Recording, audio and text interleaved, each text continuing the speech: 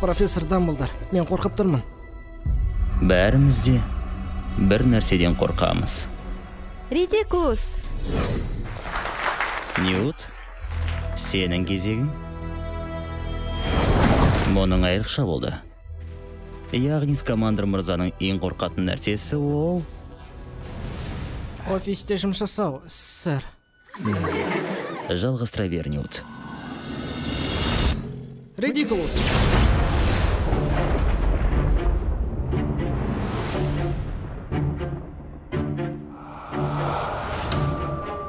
Сиқырдың өзегі тек ерекше жандарға тән. Әйтсе де бізге жасырынып жүру керек.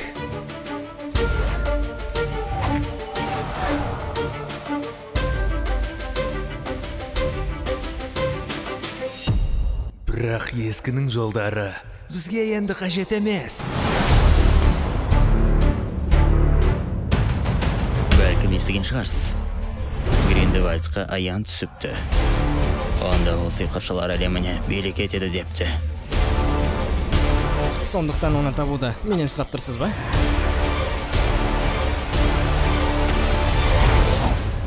Мен Гриндевальдқа қарсы шыға алмаймын. Сен шығын керек. Сенің орныңда болсам бас тартар едім. Тым кеш. Сау бол, Ньют. Иә, әрине.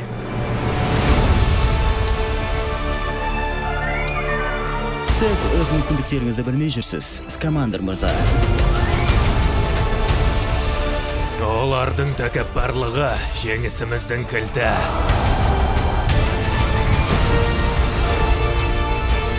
Магылдар дәрменсіз емес.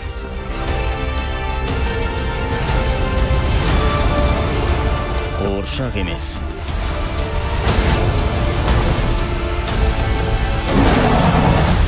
Сен тым мейірімдісің, Ньют.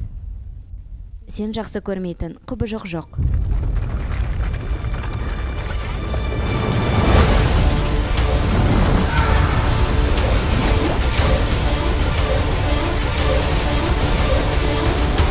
Скамандр мырза, Дамблдор сізді жоқтайды деп ойлайсыз ба?